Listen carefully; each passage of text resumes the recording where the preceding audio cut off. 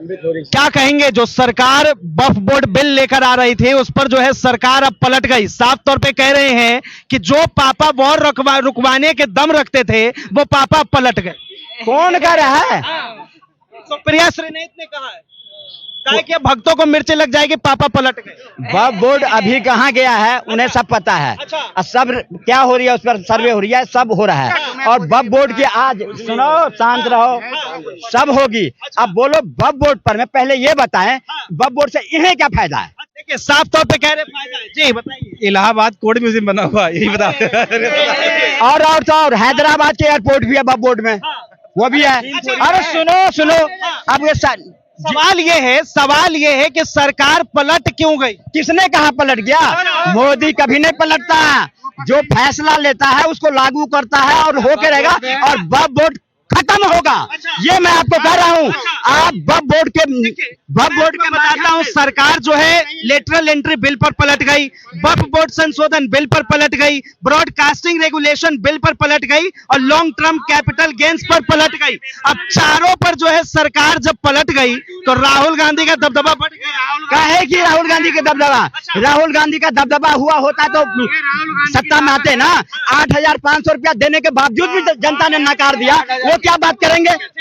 देखिए 8,500 के लालच में हमने वोट दिया, लेकिन ये 5 किलो लालच में गए। 5 किलो राशन में गए।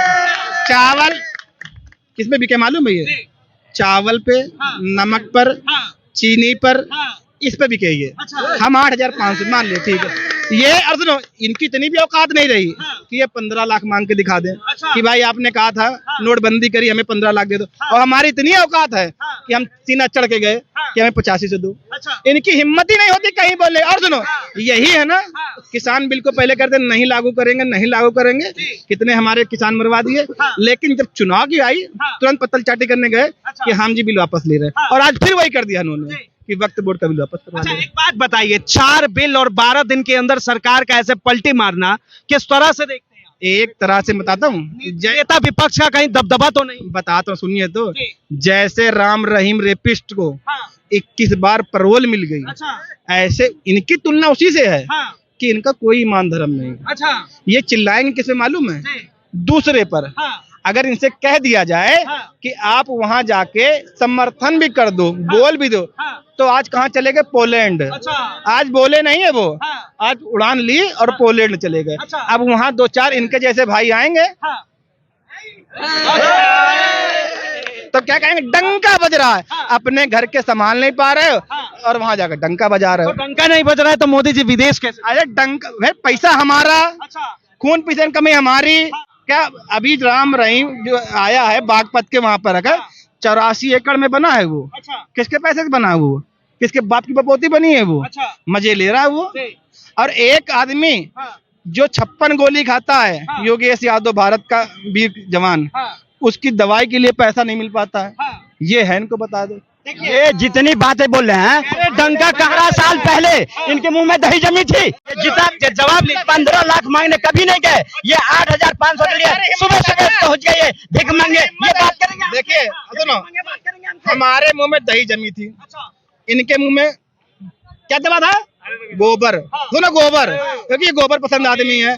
हमने 15 लाख क्या ना, हमारी हिम्मत थी, हम 85 मांगने गए। मनमोहन सिंह की सरकार में आतंकवादी हमला होते, जितनी 60 साल में, 54 साल में, ये बता रहे हैं ना, इनको शायद पता नहीं है।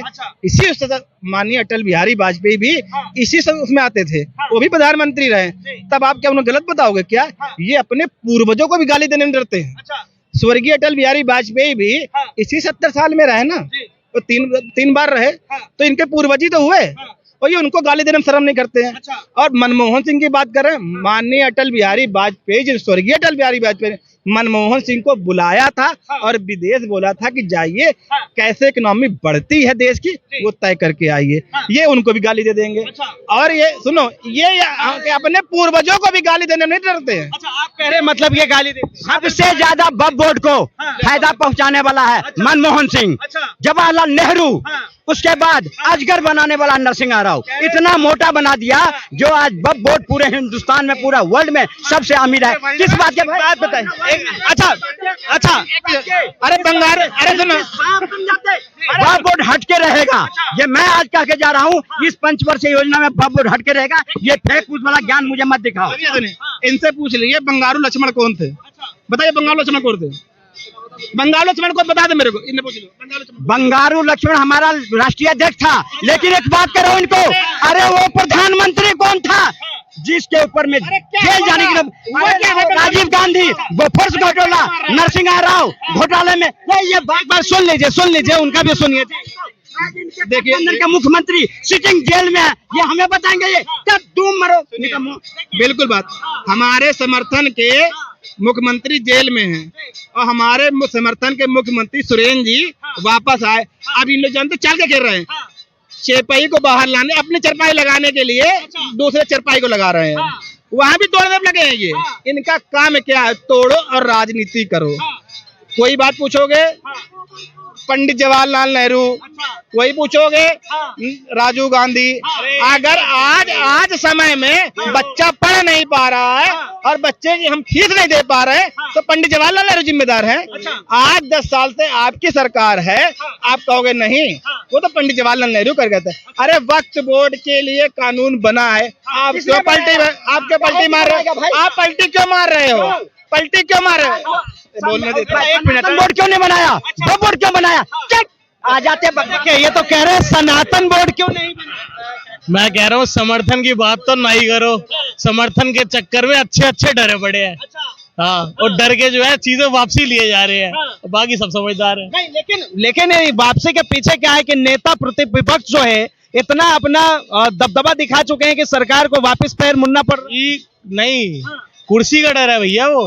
हाँ, कुर्सी का डर है उन्हें, इसको कुर्सी का डर है जो मोदी जी अब डर रहे ले रहे हैं, उन्हीं को कुर्सी का डर है और किसको हो सकता है। इलाहाबाद कोर्ट ने क्या बोला है कि भाई अपने ओबीसी कोटे का अंदर के अंदर करो ना, भागो नहीं।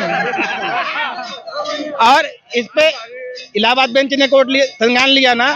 अब इसमें क्या होगा कि अगर किसी को आरक्षण देना होगा तो कैसे पता करोगे कौन सा आदमी किस विभाग का या किसी कास्ट का, कितना पढ़ा लिखा है, कितना सच्चा में, कैसे नहीं है। उसके लिए जाति जनगणना करानी पड़ेगी ना। और राहुल गांधी क्या कहा था, हम जाति जनगणना करा के रहेंगे और इलाहाबाद कोर्ट में बोल दिया। आप लोगों पे आरोप लगा कि आप लोग जो है जातिवाद। मैं राहुल गांधी से कहता हूँ, अरे गरीब जनगणना कराओ ना, जो ये जितने गरीब है उनका हम 5,000 रुपया पर महीना दे, वो कराने से दही जुम रही। जाति में गणना कराओ, अपनी जात बताओगे नहीं, दूसरों की जात पूछोगे, अपनी जात बताओ। कह रहे राहुल गांधी अपनी जात नहीं बताते। हाँ, इनकी पूछो क्या जात है, इनकी जात क्या पूछो? आपकी जात हमसे क्यों पूछ रहे हैं? हमारा सांडिल गोत्र है, ब्राह्मण जात क्या, तो अपना बताना। शर्माते तुम्हें? अरे हमने इनसे पूछोगे ना, लेकिन कितना बुरा लग गया। अगर इनकी जात पूछ लो, अरे सिंपल सी बात बोलो। क्यों नहीं बताएंगे? दादा के नाम फिरोज खान, खुद राहुल गांधी बनकर घूम रहा है। अरे कौन जनता की देश बात बताइए, आप पे भी तो आरोप लगता है कि हिंदू मुस्लिम करते हैं। कौन?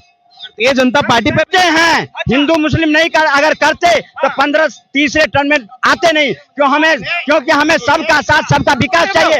अब सुन, अब एक 20% वोट की चिंता है। अब देश लोगों देखा है। संविधान की अगर इन्हें कुछ अकल होती ना, जो भी किसी प्रतिनिधि होता है, किसी क्षेत्र से होता है, उसकी कोई जात नहीं होती। अखिलेश यादव इसी बात पे गुस्सा हुए कि लोकसभा के अंदर आप किसी की जात नहीं पूछ सकते हो। जो भी सांसद है या विधायक है या प्रधानमंत्री है, वो कभी किसी की जात नहीं पूछता है। आप जात है तो बाहर हैं, अगर आप प्रतिनिधि हैं तो आप संविधान के अंदर हैं। इस बात इस तरह से विपक्ष की सीटें बढ़ी है, उसके बाद से जो है सरकार के ऊपर एक प्रेशर बनी। बिल्कुल प्रेशर, अगर प्रेशर ना होता तो उत्तर प्रदेश में 69 बहाली कैसे होती? आज तो इलाहाबाद कोर्ट ने बोला ना कि भाई इसको कराइए, जल्दी से जल्दी कराइए। और योगी जी ने बोला कि भाई हमें 3 महीने में 3 मिनट में क्यों नहीं, 3 घंटे में क्यों नहीं।